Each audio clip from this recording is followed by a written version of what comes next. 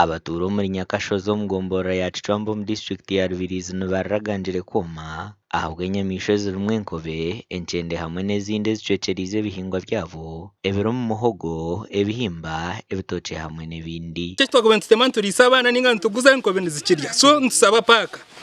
nito tukugisasura umusoro kuba n'abakozi ba government ekwate ibinyamisho byayo ebgarro mpaka yitwa abantu tusigaze mirembe tureme kubibera n'ibinyamisho. Abantu benda ngo bawuwa bajiro kuba bahwera kurigasa ibiri kwicana gisaye tinkarire tinkamanyira abana bange basiba bata tinkamanyira omuseza yasibata tinkucengeje awensonga nsibira kurigasa emwezo nanchukumira ubwata abantu basiba bakumira emisiri yabo kandi abinje nibagera ngo abashija babo babanagireho ahubwo butabahabwire tukatayo kusaba kwetu nkai umpapa rero tukagaruka kasere cyo gukora ki icyo gukora cyo kandi intekate yabo baza kutwikiriza kandi batuwure abo kuko nare emisirezi ebitoke ebinyobwa mwogo na nebindi kandi na distance kurugamugera kuza umbantu eyinare uzi kutambura enkobe zikazampa n'umwanya mwangu munonga nutuyingo mwana umwanya wo gukurirwa mu enkobe konketi zubito mwani ukutukuhinga kagukwera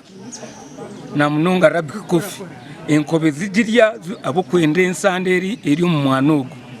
zugutera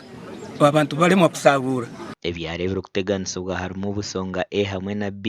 bugayayo kubanza hamwe n'ya kabiri hamwe n'ibindi. Umugani makuru abavuji ba boda mu district ya Shema bahabwira ko etantare ibyo biri kushisha umurimo gwabo nko kunyomarwa bari gukora hamwe no kuvura kweyonja. Oni bagambira umuntu rwo kubanza bakutaho gwa kabiri bakutaho gwa kashatu bakutaho gwa kane bakutobori wa mozi ya mwerisha kyamani yagambira ngo shashore ibintu rwaki bikindi byeduka wayama nore boda yakare wabutura iwatora bajya ngo boda n'abatanaba n'abarofa mbweno kunkatu boda ya hati twenzere ngo ekice cyenyime cyabiye batanaba tuciyeho tureta umutindo ogushyikiri kwimuka mukasheshe mwinabakazi omwiwa kuba bakwetero murumo ebyo kusakunaba bira out so okora shobone nuko atatuza kumtemba